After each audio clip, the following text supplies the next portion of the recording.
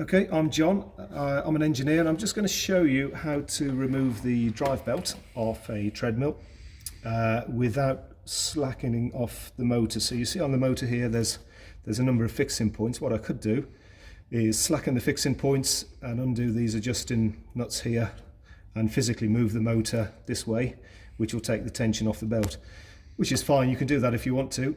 There is an easier way which works on most machines, and this is the way to do it. If you obviously have the power off, you don't need the machine power on for this.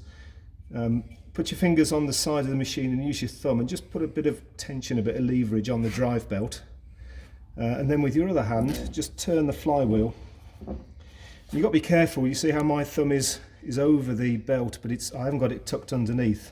The reason I've not got it tucked underneath is because I really don't want to get it trapped between the belt and the pulley. This is the pulley here. So hook it over, use the tension in your hand or force in your hand with your muscles, just pull the belt across, and then as you're pulling it, keep the tension on and turn the flywheel, and you see that the belt jumps over the notches here. So when I've got that far, my thumb's got to the end, so what I'm going to do is just go back the other way. So again, tension on, and then just wind the motor back the other way, and you can see what happens here. It starts to push it off. So we go like that. Let's just get the belt on and then we can do it a bit more. So on this one, the easiest way for me now is just to carry on, do that, then the belt comes off. And the beauty of doing that is when you come to put the belt back on, you haven't got to worry about retensioning anything. It's just basically a reverse process.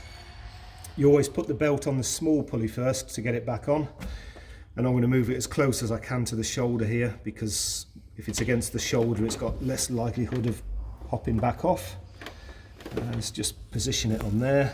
Okay, so there's a little bit of tension on there now. I've just got it sort of finger tight on the rollers, and then to put it on I'm just going to do the reverse, keep the tension on and just turn it, and the belt puts itself back on really. So the key to it is using your thumb to put the tension on the belt one way or the other, and with your other hand turning the flywheel just like this.